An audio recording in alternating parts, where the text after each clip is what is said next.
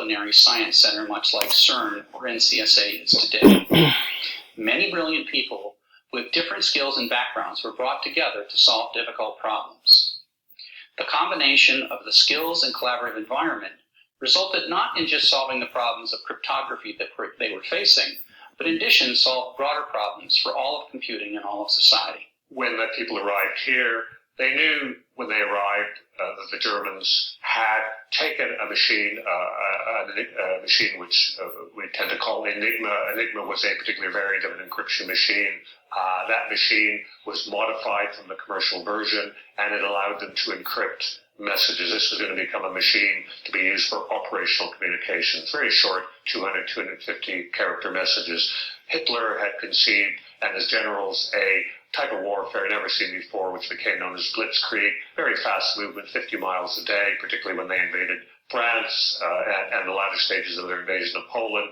You couldn't use fixed line communications. You needed to use wireless communications. Here was a device which was portable, weighed 25 pounds, ran off a battery. You could encrypt messages, and then as a separate process, they could be sent using the fairly new technology of wireless radio. It was the Poles who were the first to recognize that the age of machine cryptography had arrived, and the sort of people who would be good at dealing with it were mathematicians. In fact, they even went so far as to put on a course in cryptography at the University of Poznan, invited 20 or 30 young German-speaking mathematicians to enroll.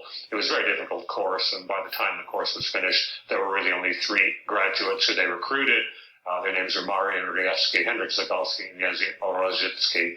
And these 3 were the core of this team. And they are the ones who really made the early breakthroughs. They convened a conference at their secret headquarters. This was actually July 39. And at that conference, they gave the British everything. They revealed what they had done. They gave them a replica Enigma machine and all of their work. That information came back to Bletchley Park.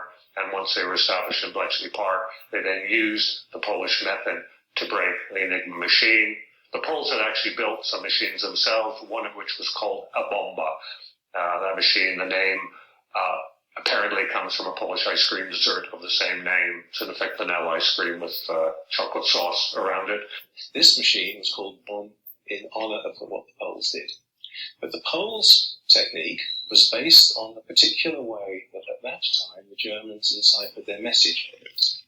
They, at that point, were repeating the message header, and that was the attack which the Poles developed on it. They believed correctly that when the war would start, that the Germans would change the way they were doing that, and they called for help. They told Turing and the people here everything they'd done, which we are and should be very grateful, but they also proved that it was possible. And that, I think, was the spur that kicked the Brits into actually doing something about it. Now, Turing understood the weaknesses of the way they'd done it, and developed a crib-based mechanism based on the fact that every military organization in the world cannot stop itself sending stereotyped messaging. He then talked to a brilliant team of engineers led by Dr. Keane, who told him roughly the speed that it would be possible to examine potential stops for. So between them, they then designed the machine called bomb, which would look for that and do so in a sensible time. Here is an example where we have intercepted this message SNNKG. We're pretty sure that that is, because this particular operator always did this, this is his morning weather forecast. So here we have the guest German plain text, Wetter Vorhersage, weather forecast. And the two are lined up. At that point, the Enigma's ability or inability to encode letters itself is useful because you can make sure you've got no clashes here.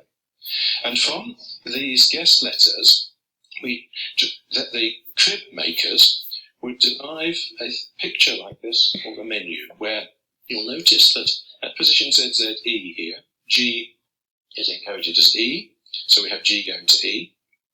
At ZZP at the end here, E goes to V. This is reversible, of course. We can describe this either way up. So here's E to V. At ZZG here, S is going to A. Sorry, S is going to B, excuse me. So here's another link. And eventually we can go all the way around and we can close this loop like that. It was the closed loops that they were looking for. The operation of the bomb was simply that if there is a letter which you can feed in at this point, and which comes round through a string of 1, 2, 3, 4, 5, 6 enigmas, and comes back as that same letter, then it's possible the position of these wheels match the position of the wheels when Gunther started encoding his message on his enigma.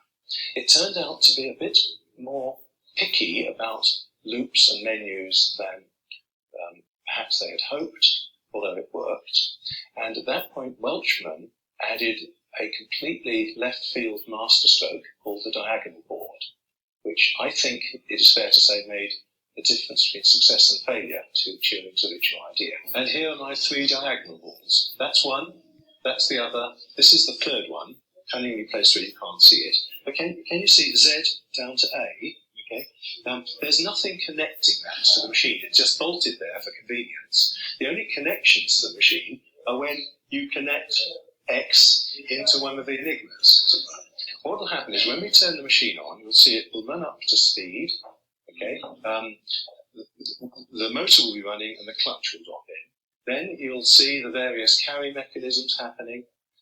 Then when we stop the machine, you'll see it slow down. And then the clutch drops out. So, Tony, if you'd run it up for us, please.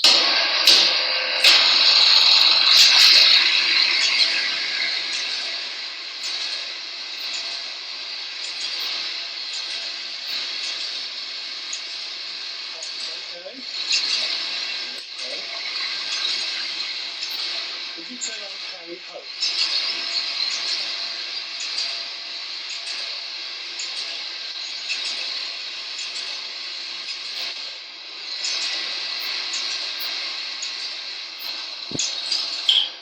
Okay. So what you saw there was the middle carry, then we switched on carry home to make the slow carry work all the time. So these bars are just pushing round all the drums. And you can see that all the 36 enigmas are just in step. They're all just turning and they are a resource.